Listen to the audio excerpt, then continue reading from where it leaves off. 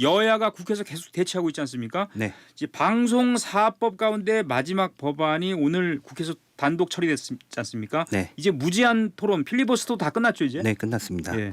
이제 민주당이 주도한 방송통신위원회 설치 운영법과 방송법, 방송문화진흥회법 개정안을 포함한 이른바 방송사법이 모두 국회 문턱을 넘어섰습니다. 방송사법 가운데 방송위법 개정안은 상임위원 5인 체제인 방통위의 의결 정족수를 현행 상임위원 2인에서 4인으로 늘리도록 했고요. 방송법, 방문진법, EBS법 개정안은 각각 KBS, MBC, EBS 이사 숫자를 대폭 늘리고 이사 추천권을 언론, 방송학회와 관련 직능 단체에 주는 게 골자입니다. 예. 야당 의원들은 개정안 단독 가결 직후 박수로 자축했고 여당 의원들은 법안 강행 처리에 반발하면서 퇴장했습니다. 이로써 국민의힘이 이들 법안 처리에 반대하면서 5박 6일 동안 진행한 필리버스터와 엿새간 이어진 국회 본회의도 함께 끝이 났습니다. 국민의힘은 즉각 윤석열 대통령에게 제2요구권 행사를 건의하겠다고 밝혔고 대통령실은 우려를 표한다며 거부권 행사를 시사했습니다. 이에 여야 대치 전국이 더 가팔라질 것으로 전망됩니다. 예. 이진숙 방송통신위원장 후보자 임명과 또 공영방송 이사 선임안 의결 이거는 곧 이루어집니까? 네, 윤석열 대통령은 오늘 이진숙 방송통신위원장 후보자에 대한 인사청문 경과보고서 송부 요청안을 제거했습니다. 예. 윤 대통령은 국회에 이 후보자와 김 후보자에 대한 인사청문 경과보고서를 보내달라고 요청하면서 송부기한을 이날 하루로 지정했습니다. 이에 따라 이 후보자는 이상인 전 방통위원장 직무대행의 후임자로 유력한 김태규 국민권익위원회 부위원장과 함께 내일 임명될 가능성이 높고요. 더불어민주당은 이 후보자가 임명된 후 주요 행정행위와 의결 등을 할 경우 즉각 탄핵 소추안을 발의하겠다는 입장입니다. 예. 이 때문에 이 후보자가 이르면 취임 당일 바로 전체 회의를 소집해 공영방송 이사 선임안 의결을 할 수 있을 것이라는 관측이 정치권과 방통위 안팎에서 나오고 있습니다. 다만 일각에서는 그래도 행정적 절차 준비 등을 위해 전체 회의는 취임 후 다음 날인 8월 1일에 소집될 수 있다는 전망도 있고요. 오늘 김병환 금융위원장 후보자에 대한 인사청문 경과보고서 송부 요청안도 제거됐습니다. 알겠습니다. 뉴스 브리핑 여기서 마치겠습니다. 이석호 기자였습니다. 네, 감사합니다. 예, 슬기로운 여의도 생활 순서입니다. 이연석 기자 나와 있습니다. 안녕하십니까? 네, 안녕하세요. 오늘은 어떤 소식을 들고 왔습니까? 노트북을 들고 왔군요. 노트북도 들고 예. 좀 특별한 소식도 마련해봤습니다. 예. 국회 정각회 의원들의 일명 우역소 우리 지역구를 소개합니다라는 내용입니다. 정각회 소속 불자 의원들의 시선으로 알아보는 각 지역의 문화적 특징, 또 의원 개개인이 자신의 지역구에 머물면서 겪었던 에피소드나 또 좋아하는 명소 등을 내밀하게 알아보는 시간이다라고 할 수 있겠습니다. BBS TV 뉴스로도 만나보실 수 있으니까요. 많은 관심 부탁드립니다. BBS TV 뉴스는 곧 뒤에 나오겠군요. 이 출연 다음에. 네, 네, 맞습니다. 의원들이 시간을 많이 내줘야 되는데 짜증내지 않아요? 뭐 이렇게 많이 시간이 드냐고. BBS라서 괜찮았습니다. 그건 모르죠. 그건. 네. 정각회 소속 의원들이 56명이 있는데 오늘 첫 번째 소개할 의원이 누구죠? 네, 오늘은요. 더불어민주당의 서영교 의원 그리고 서 의원의 지역구인 중랑구입니다. 예, 네. 저희에게 아주 친숙한 의원이고요. 제가 이제 저도 중랑구 살았기 때문에 어렸을 때 면목동 네, 살았거든요. 네, 네. 그래서 저도 상당히 친숙한 의원인데요. 네, 그죠? 네 맞습니다. 어떤 분입니까 이분이? 일단 어떤 분인지 잘 모르시는 분도 예, 계실 몰라요. 수 예. 있으니 1분 소개 타임 한번 가져보겠습니다. 네. 서영교 의원은 누구인가 하면 빠밤 해주세요. 서영교 의원은 누구인가? 빠밤. 예. 네. 어색하군요. 예. 네. 일단 서영교 의원은 1964년생이고 경북 상주시 출신입니다. 이화여대 정치외교학과를 졸업한 뒤에 2000년 새천년 민주당 창당 발기인으로 참여를 하면서 정치 활동을 시작했고요. 2012년 19대 총선 때 중랑갑에 공천을 받았습니다. 예. 이후 같은 곳에서 22대까지 내리 4선을 한 다선 의원이고요. 친명계 의원이자 또 불자 의원으로 잘 알려진 인물이다라고 할 수 있겠습니다. 예. 네. 이 면목동에서 한 50년 살았어요, 이분이. 그리고 네. 어머니가 면목시장에서 옷가게를 했기 때문에 그리고 또 그쪽에서 시민운동을 먼저 시작했던 분이고 2대 총학생회장 출신이기 때문에 더 맞습니다. 기억하고요. 면목 여중 출신인데 음. 저는 면목 중학교 출신이라는 점도 예, 또 알겠습니다. 넘어가고요. 네. 그럼 중랑구를 이끌고 있는 서영교 의원, 중랑구는 어떤 지역이라고 소개를 했어요? 한마디로 배산 임수의 명당이다라고 소개를 했습니다. 서울에서 가장 큰 하천인 중랑천을 끼고 있고 또 고구려 시대 보루 역할을 했던 산인 용마산이 든든하게 받치고 있는 게 특징이라고 하고요. 예. 구체적으로 뒤에서 말씀을 드릴 텐데 문화적으로도 풍요롭게 즐길 수 있는 곳이다라고 자신 있게 말했습니다. 맞습니다. 제가 초등학교 때 용마산에 일주일에 한 번씩 올라갔죠. 학교가 그러신가요? 거기 있었어요. 초등학교 용마산 중턱에 있었습니다. 네네네. 자, 그럼 그렇고 서 의원이 꼽은 서울 중랑구의 대표적인 명소가 어디입니까? 네, 자신 있게 소개했던 곳이요. 바로 네. 사가정 공원의 예, 둘레길입니다. 알죠? 아시죠? 예. 용마산 자락에 위치를 하는데 이 그 산을 따라서 나무 자락을 설치한 산책로 일명 중랑 둘레길을 만든 장본인이라고 합니다. 이 때문에 이 주민들이 만나면 서영교길이다 이렇게 부른다고 해요. 예. 2012년부터 15년까지 3년에 걸쳐서 이 산책로를 조성을 했는데 이 둘레길을 설치한 뒤에 이용객이 연간 100만 명을 훌쩍 넘겼다고 하고요. 매년 1월 1일이 되면은 10,000명 넘게 이 산을 올라간다고 네. 해요. 이 원래 잘 아시겠지만 지형이 비교적 가팔라서 깔딱고개라고도 있다는데 동의를 못 하시는 것 같기도 하고요. 그 높진 않아요, 산이 300 몇 미터 때문에. 네네네.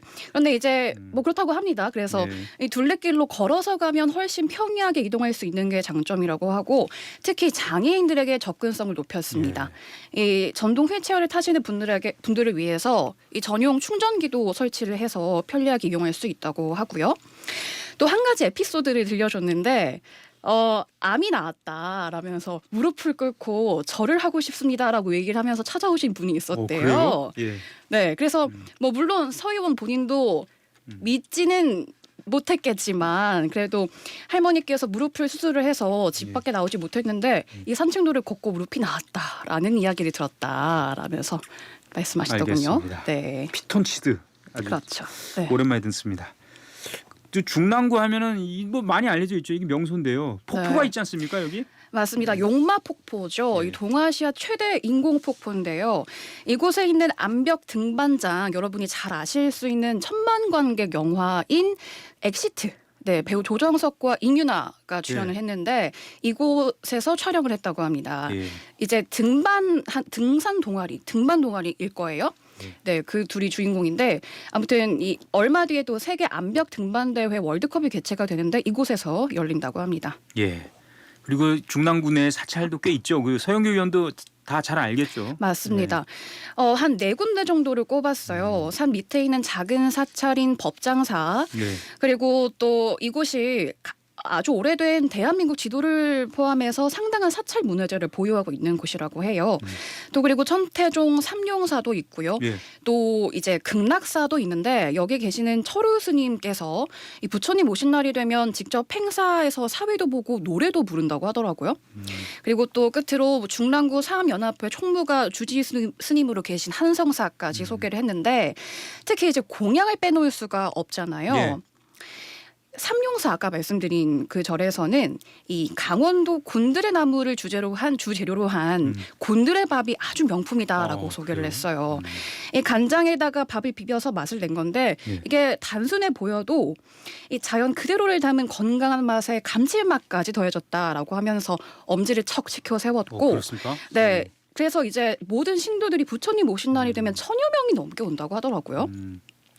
그리고 이제 한성사의 사찰 음식 중에서는 서영교 의원이 뽑은 픽은 바로 버섯 튀김이었습니다. 예.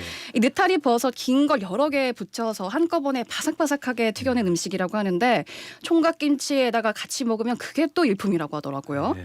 네, 그리고 비빔밥도 맛있다면서 주변인들에게 추천을 받았는데 아직까지 못 먹어봐서 아쉬웠다 이렇게 전했습니다. 예. 서영교 의원이 아주 식성이 좋을 것 같은데 아직 못 먹었군요. 네. 이게 중랑구가 사실은 근데 저도 살았기 때문에 아는데 주거 밀집 지역이고 네. 인구 밀도가 좀 높은 편이에요. 네, 그래서 맞습니다. 청년층이 즐길 만한 곳이 있을까요? 우선 이제 5대 축제로 발전시킬 만한 축제가 있다고 소개를 했어요. 예. 서울 장미축제가 대표적인데요. 올해만 약 300만 명이 다녀갔다고 합니다. 그리고 또 청년들을 위한 공간이 있냐라고 질문을 주셨는데 거기에 있는 상봉터미널 이곳을 재건축을 해서 이걸 청년 드림 허브를 로 만들 계획이라고 합니다. 또 용마산역에 7천억 규모의 면목 행정 복합 타운을 건립할 계획이라고 해서요. 또 여기에는 청년들이 즐길 수 있는 700석짜리 공연장이 또 들어설 계획이라고 해서 이제 뮤지컬이나 연극 등도 중랑 구민들이 쉽게 찾아볼 수 있지 않을까 생각이 드네요. 예, 네. 알겠습니다. 자, 중랑구. 예전에는 중랑구가 아니었는데요. 제가 살 때는. 이름이 바뀌었나요? 예, 그렇죠. 갑자기 생각이 안 납니다. 네. 지금까지 슬기로운 여의도 생활의 이연서 기자였습니다. 네, 감사합니다. 45 문화부 홍진호 기자와 함께 얘기를 나눠보겠습니다. 자, 안녕하십니까? 예, 안녕하십니까. 9월 예. 28일 날 광화문 광장에서 2024 불기도 대법회가 열리죠. 예. 그래서 이제 그걸 준비하고 있잖아요. 총무원에서. 그래서 이 총무원장 진우 스님이 그 집행위원회 회의, 뭐 확대 회의 이런 걸 열고 얘기를 하고 있는데, 이 최근에 그 선 명상의 최정점에는 가나선이 있다라고 얘기를 해서 발언을 했는데, 이게 무슨 의미가 있는 발언입니까? 예, 그렇죠. 이게 진우 스님 이제 직접 그 현장에서 밝힌 게 왜 일각에서는 조계종의 종지종품이 가나선인데 주창하지 않고 선명상을 약간 이렇게 너무 치중하지 않는 거라는 발언을 직접 하면서 이렇게 해명을 했었는데요. 예. 이건 뭐 지극히 뭐 개인적인 비유일 수도 있는데 종교를 뭐 정치에 빗대어서 뭐 꼭 설명하는 게 맞지는 않지만 정치권에서 이제 선거를 앞두고 이런 얘기 많이 하잖아요. 집토끼, 뭐 산토끼. 예, 그래서 선거에서 이기려면은 지지층, 그러니까 집토끼를 결집시키면서 중도층, 산토끼의 표심을 잡아야 하는데요. 그러니까 진우 스님은 산토끼, 즉 불교의 확대를 위해서 동분서주하고 있는데 불교계 내부에서 일각에서는 또 다른 시각으로 이걸 좀 바라보는 게 없지 않아 있는 것 같습니다. 그러니까 가나선이 조계종의 종지조품이기 때문에 꼭 지켜야 되고 이게 만약에 지켜지지 않는다면은 산토끼 잡으려다가 어떻게 보면은 집토끼를 잇는 경우가 될 수도 있다고 약간 이런 일각의 시선이 조금 있는 것 같습니다. 그래서 이제 진우 스님이 어떻게 보면은 9월 28일이 행사가 얼마 안 남았잖아요. 그렇죠.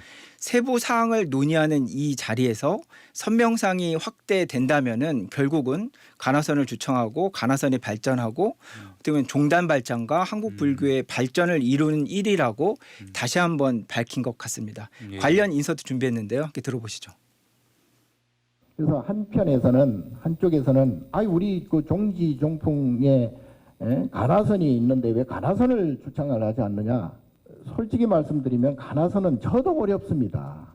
일반 국민들, 일반 모르는 분들이야 뭐 오죽하겠습니까? 그래서 저는 항상 그럽니다. 명상을 통해서 준비하고 명상의 단계를 점점 그 단계를 높여가면 그 최정점에는 화두 가나선이 있다. 그래서 그거를 도외시하거나 피하거나 하는 게 아니고 바로 가나선을 타파하기 위해서 그러려면 기본적인 명상은 해야 된다. 예, 여기까지입니다. 예. 그러니까 총무원장 스님이 선 명상을 얘기를 하니까 이게 가나선 전통성이고 가나선과 뭐 별개라든지 뭐 유리돼 있거나 이런 게 아닌데 그렇게 생각하는 분이 있지 않느냐 이제 그런 거에 해명을 하신 거고. 예, 그렇죠. 그래서 이게 이제 저는 이렇게 봐요. 가나선이 좀 어려우니까 명상으로 저변을 우선 확대하겠다. 예. 그런 뜻도 있죠. 물론 동의하지 않는 분이 있습니까? 근데 그렇지는 않잖아요. 그렇죠. 아니 일부에서 뭐 약간 다른 시각을 갖는 분도 이제 분명히 있죠.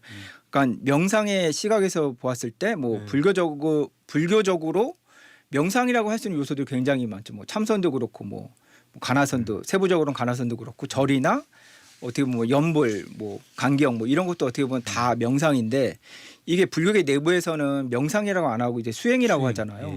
그러니까 수행이라고 하는 거는 결국 불교에서 최고의 궁극적 목적인 깨달음을 위해서 이제 존재를 하는 거죠. 그래서 이런 관점에서 태생적인 목적적인 관점에서 과연 선명상을 확대시키는 게 가나선으로 가는 관문이나 이렇게 저변을 확대로 이어질 수 있느냐 하는 약간 회의적 시각도 분명히 있는 것 같고요.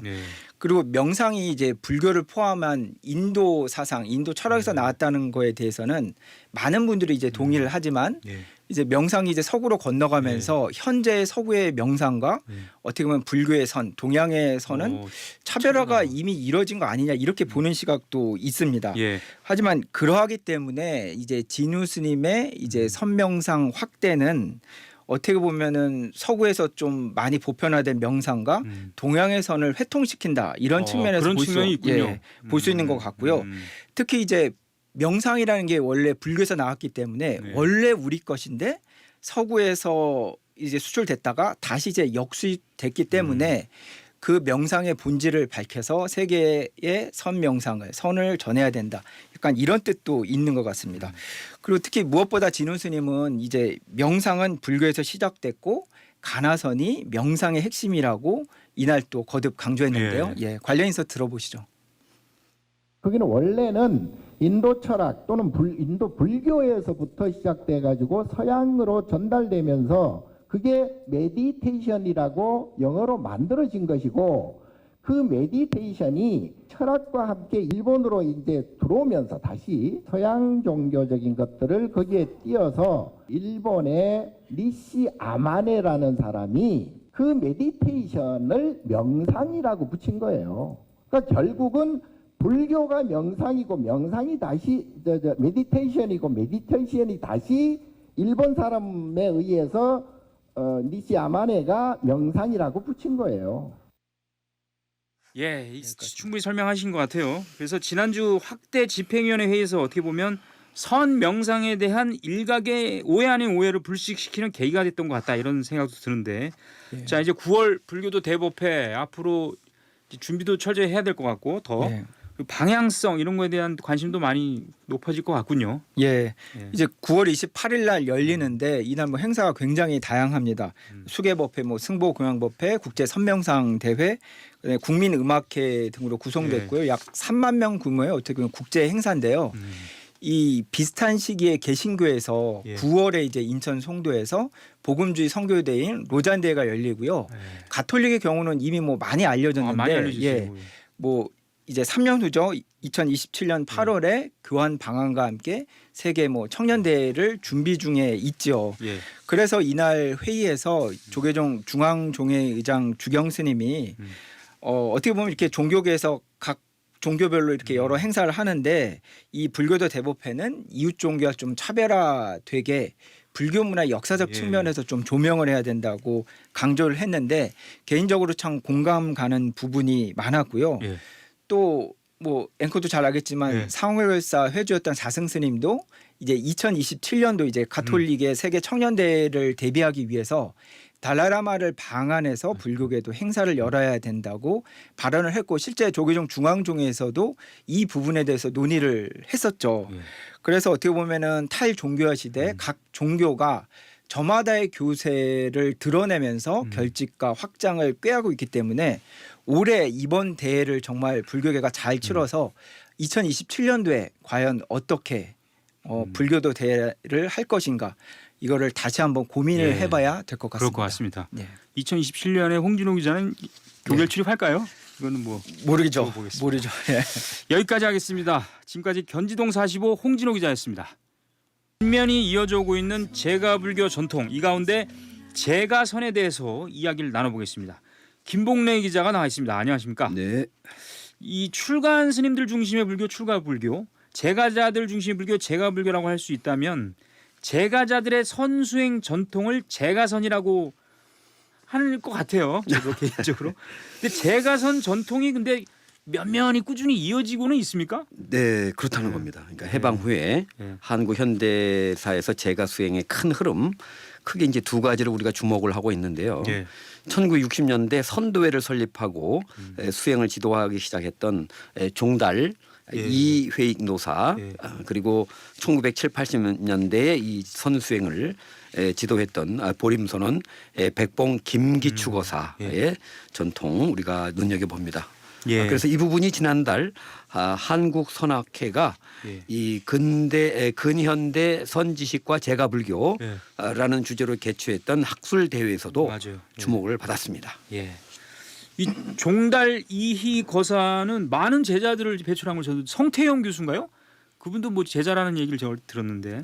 뭐 서강대 박영재 교수, 박영재 교수도 있고. 님이 지금 이제 지도법사 맡고 있죠. 지도법을 맡고 예. 있고. 어쨌든 많은 분들이 저 교육을 저 배웠고 그랬는데 이 제가선이 이식 노사의 제가선, 거사 또는 노사라고 부르는군요. 제가선에 대한 평가가 어떻게 좀 있습니까? 네, 그 서강대 종교연구소 이상호 연구원이요. 이번 그 한국 선학회에서 발표를 했습니다. 예. 종달의 제가선 사상과 실천의 전개 양상, 자사전 인생의 계단을 중심으로 하는 논문이었는데요. 종달 노사가 전개한 제가선이 두 가지 면에서 의미가 있다 이렇게 밝혔습니다. 예. 형식과 사상. 그러니까 하나는 좌선과 또 무문관의 이 공안 참고 그리고 입실 점검제도 예. 이것을 이제 수행의 핵심 요소로 삼아서 제가자들도 가나선 수행할 수 있도록 이 제가산의 형식을 구축했다 하는 점을 지적을 했고요. 예. 또 하나는 이제 생활선을 통해서 제가자들이 생활과 분리되지 않게 이렇게 수행할 수 있도록 제가선 사상을 정립했다 이렇게 지적을 하고 있습니다. 입실 점검이라면 이제 방에 들어가서 이제 1대1로 개별 수행 지도를 한다 이렇게 좀 저는 그렇게 들었는데 어쨌든 이 종달노사의 제가선에 대해서 여러 가지 의미를 지금 말씀하셨는데 우리가 좀 더 조명해보고 알아봐야 될 부분이 있죠? 네, 한 가지씩 이제 네. 짚어보는데 우선은 이제 이 종달노사가 이 제가선에 대해서 어떻게 인식했는가 하는 부분에 대한 이제 질의응답이 있었습니다. 그러니까 노사께서 이 제가선이라고 하는 것이 스님들처럼 생사 대사 문제를 해결하는 그런 것으로 보지 않고 뭔가 이 교양 내지는 요즘 말하는 힐링 그런 수준으로 본 것 아니냐. 그래서 제가선의 한계를 스스로 인정한 것 아니냐 하는 질문이 제기됐는데요. 이에 대해서 이상호 연구원은 결코 그런 한계를 준 적도 없고 오히려 그런 한계를 극복할 수 있는 방법을 제시했다. 이렇게 설명했습니다. 이상호 연구원의 얘기 들어보시겠습니다. 생활을 하면서 하다 보니 이제 이것은 제가선이다. 이렇게 말씀을 하신 거예요. 근데 제가 볼 때는 겸손의 표현이 아닌가. 제가선이라고 해서 그 제가선에 어떤 한계가 있다. 제가선에 어떤 한계를 두려고 하는 건 아니라는 거죠.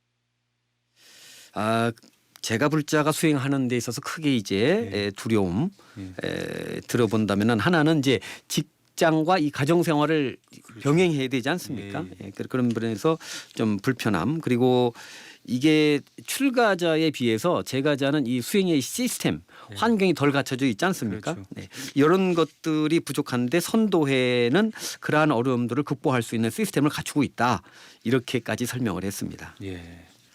그래도 어쨌든 그 생활선이라고도 하잖아요. 그러니까 생활 속에서 선 수행을 하는 건데 쉽지 않아요. 그래서 아까도 잠깐 얘기했습니다만 입실 점검을 포함한 화두 참고 방법에 대한 이번 세미나에서도 그런 조명이 있었죠. 예, 이제 논란인데요. 논란입니다. 그러니까 그 선도회가 이 무문관 그 48직 이걸 중심으로 화두 참고 방법을 이제 지도를 하고 또 입신들 점검을 이렇게 하고 있는데 특징이 뭐냐면은 공안을 하나하나씩 이렇게 투과를 하거든요. 48가지를. 이런 것이 이 전통적인 화두 참고법에서는 그렇게 하지 않거든요. 하나가 투과되면 나머지가 다 투과되는 걸로 보통 보기 때문에 그래서 이제 이 전통적인 화두선에서 경기하는 사다리선이나 의리선의 모습으로 비춰질 수 있지 않느냐 하는 문제 제기였어요. 그리고 또 종달 노사가 그런 의리선이라도 안 하는 것보다는 하는 게 낫다 이렇게 말한 바가 있는데 그런 것이 제가자들을 위한 임시 방편이었는지 아니면 당신도 그렇게 수행을 했는지에 대한 물음이었습니다. 이에 대해서 이상호 연구원은 이렇게 얘기를 하고 있습니다. 사다리선이라고 하는 지적은 상대의 근기에 맞춰서 처음 들어가는 화두 그다음 무문관 본칙 그리고 마무리 단계 화두 이렇게 차례로 지도하는 것을 비판적으로 보는 것 같다 이렇게 얘기를 하고 그게 아니라는 거죠. 딱딱 그 단계에 맞춰서 하는 거라는 거죠. 그리고 의리선이라는 부분도 종달 노사께서 이 화두 실참을 의리선으로 하는 게 아니고 이 불립물자로서 하는 거기 때문에 이 불림 문자의 이 선의 종지를 설명을 하려면은 결국 문자를 쓰지 않을 수 없기 때문에 그래서 평생 16건의 저술까지 남겼다 이렇게 설명을 하고 있습니다. 예. 그러니까 사다리선이라는 게 사다리 타고 하나씩 올라가듯이 그렇게 공부한다 이런 일본 불교에서 많이 쓰던 말 같은데요. 그러니까 그걸 이제 예. 비판적으로 그러니까 비판적으로 본 거네요. 일본을 뭐 따라갔다 이렇게 비판한 모양인데 어쨌든 이 선도회라고요. 제가 선을 수행하는 단체잖아요. 선도회가 그 몇 가지 단계별로 화두를 들게 하는 점이 특색인 것 같습니다. 그래서 이 부분에 대한 논의는 좀 있었습니까 이번에? 예, 아까도 이제 잠시 설명을 드렸습니다마는 공안 48칙을 예. 차례로 투구하도록 지도를 하고 있는데 하나를 투과해도 완전하지 못할 경우에는 다른 화두를 투과해 보는 것이 그 공부를 튼실히 하는데 더 도움이 된다는 거예요. 예. 그러니까 이 점에 대해서는 2대 지도법사를 맡고 있는 법경 박영재 네. 법사의 얘기 직접 들어보시겠습니다. 여러 개를 해도 그게 이제 지속이 되죠. 내용이 바뀌면 뭔가 생각이 바뀌고 기운이 흩어지고 뭔가 뭐 이렇게 약해지고 달라질 것이 아니 이렇게 생각을 하시는데 그게 아니다. 그 집중하는 힘은 그대로 유지하는 거죠. 여러 개 이렇게 한번 해봄으로써 그 깊이가 더욱더 이제 깊어져 간다. 그래서 화두를 여러 개 들게 되면은 자기가 부족한 부분을 채워갈 수 있고 그러다 보면은 어느 순간 진짜 자기에게 꽂히는 화두를 만날 수 있게 된다. 네, 그런 얘기입니다. 예. 그 종달 거사 말고 또 우리 백봉 김기추 거사에 대한 발표도 있었죠. 예, 1970, 80년대 제가 선풍을 드날렸던 백봉거사에 대해서는 원광대 마음인문학연구소 오용석 연구교수가 백봉 김기추의 가나선 체험과 선사상적 특징에 대한 고찰이라는 논문을 발표했습니다. 백봉거사는 출가를 권하는 일부 요청을 만료하고 거사선을 하겠다는 이런 단호한 의지를 보여준 분인데요. 예. 오 교수는 이 백봉거사가 제가불자의 입장에서 거사풍을 실천한 만큼 생활불교적 관점에서 매우 중요하다. 이렇게 얘기를 했습니다. 알겠습니다. 오늘 여기까지 해야 될 것 같아요. 지금까지 문화청학동 김봉래 기자였습니다. 이어서 날씨를 전해드립니다. 이지영 캐스터. 네, 아침만 하더라도 선선한 바람이 불더니 금세 열기로 가득해졌습니다. 오늘 낮 기온 서울은 어제보다 4도 높은 31.9도까지 올랐고요. 경남 창원은 37.3도까지 치솟으면서 전국에서 가장 높은 기온을 보였는데요. 당분간은 한여름 더위가 계속 이어지겠고 밤에는 열대야로 수면의 질도 떨어지니까요. 건강 잘 챙기셔야겠습니다. 오늘 저녁까지 강원 남부 내륙과 산주에는 빗방울이 떨어지는 곳이 있겠고 강원 산지에는 초속 15m 안팎의 강한 바람이 불겠습니다. 7월의 마지막 날인 내일은 중부지방의 하늘에는 가끔 구름이 많겠고요. 남부지방은 대체로 맑은 가운데 볕이 강해서 전국의 자외선 지수가 매우 높은 수준까지 오르겠습니다. 낮 기온은 서울이 32도, 대전 33도, 광주 34도, 강릉 35도, 대구 36도가 예상되고요. 금요일에는 수도권과 강원 영서에 비 소식 들어 있습니다. 지금 서울의 기온은 30.3도입니다. 기상청이었습니다.